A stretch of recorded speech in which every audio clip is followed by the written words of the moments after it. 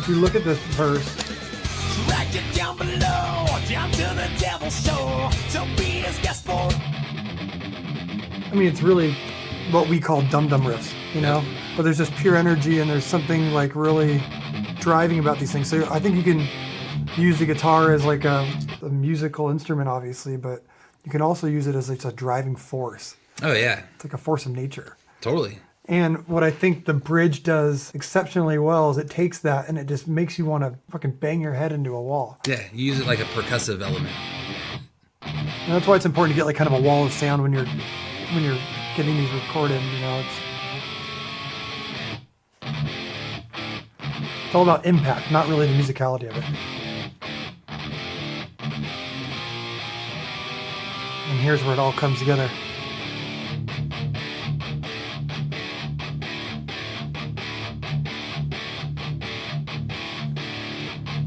Fucking rhythm guitar's favorite thing to hear, baby. Yeah.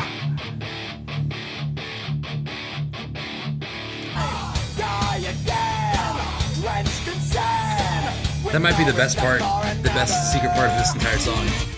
The lyrics right in there. Die again. Die again. Die! I think that's really just because we didn't have any other lyrics, so we just said die twice and die again. And it became really funny, so you have to leave it. Something's that funny. Die again, die.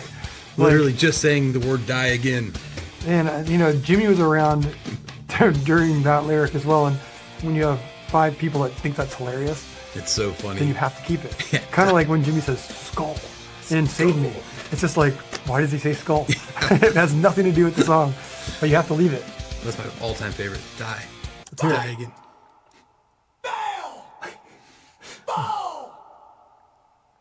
Dude, I wish the Merry Men were for that. That'd be pretty. So good. I think we tried some of you guys, dude. Die. Fight, not to fail, not to fall, or you'll end up like the others. Die again, drenched in sand. That's the fucking Easter egg of this entire album. The So true good. Easter egg. Die again. Die. Oh.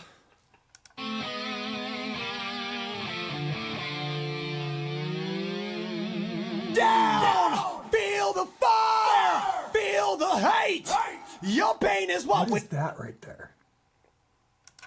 hate. Oh, it's an extra one. Yes. Hate. Your That might be Jimmy. down, feel the fire, feel the hate. Your pain is what we desire. I hope that's. Hate, Oh, it's James Hetfield. hate. Yeah, dude. Oh my God. That's definitely, Why is that in there? Like it's. It might have just gotten forgotten. Might have just forgot to take it out. Feel the hate. Your I don't even hear it in there, but it's a must. I think some of our best songs are like when you think of energy first, and then you just add the musicality on top of it. Like, yeah, there's a riff and there's like the power, but then there's like all these things that we did to make it more musical. But if you go music first and then try to make it heavy, it's harder.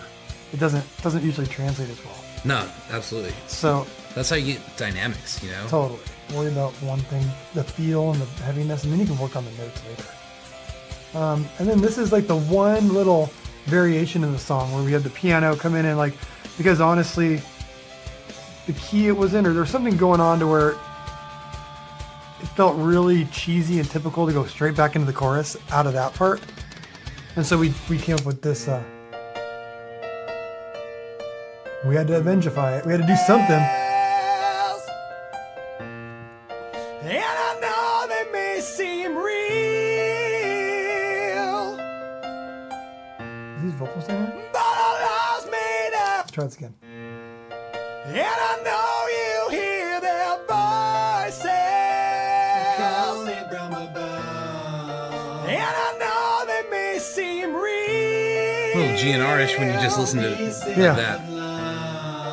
But our lives made up of choices. Some without a peace. They took for granted your soul, and it's ours now to steal. back in.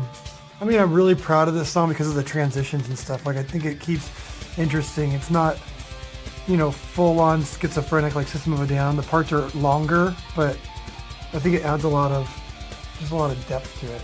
There's a lot of cool parts, but it doesn't ever bore you. It like gets places and it does things, but it's, you know, it's all chopped up, but it's not too schizo. Yeah, it's still cohesive. It still works together. You want to say anything about the guitar solo? Because it's a pretty cool solo. Let's see.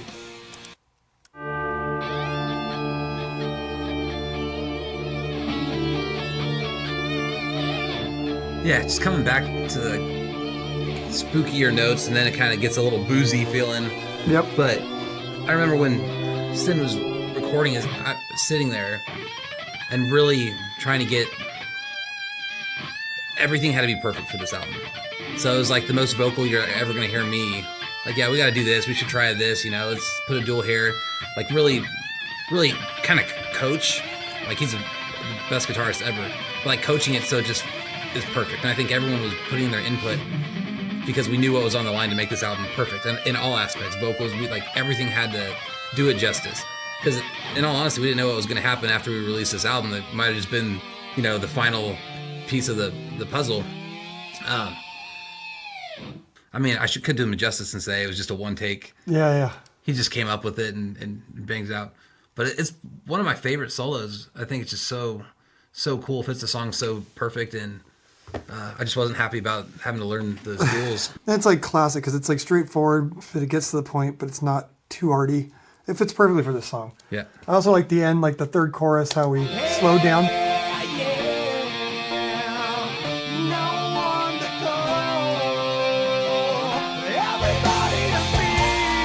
The first time you hear the chorus broken down like this, you know?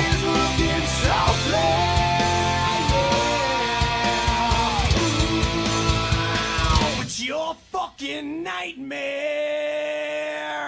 I'm so glad the label didn't make us call it "It's Your Freaking Nightmare." It's your fucking nightmare? Yeah. I'm so glad too.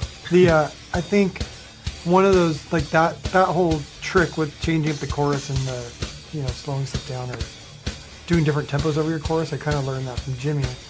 And the first time I heard him really execute it was like on Afterlife, where, you know, the first chorus is one type of drumming and one speed, and speed's not the right word, but one feel, and the next chorus a different feel, and he switches throughout. And so, I mean, for people that are writing songs, just stay kind of aware of that, where sometimes the chorus, it's the same melody, and if you're not changing the melody, maybe you should change, you know, just what the drums are doing or something else to make it interesting at all times, because people are going to listen to these songs for hundreds of times, and you want it to be interesting on the 100th listen. And it's all those little things that make songs great that people don't really understand. And it's also the hardest part about writing songs. I mean, trying not, you know, straightforward, you have part, but like, it's all the little nuances. Like you said, there's so many different feels throughout the song, and then it's just like a triumphant ending because you go halftime on the chorus. And it's all shit that either comes to you naturally or you got to put some work into.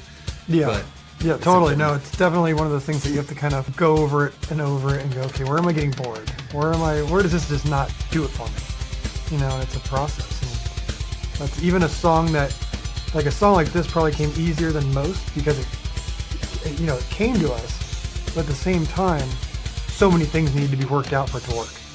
You can't just go, I have a verse and a chorus and a bridge, but someone needs to put it all together. And Jimmy had, you know, some great transitions, and Mike executed those really well, and you need all that, or it just turns to shit. Yep.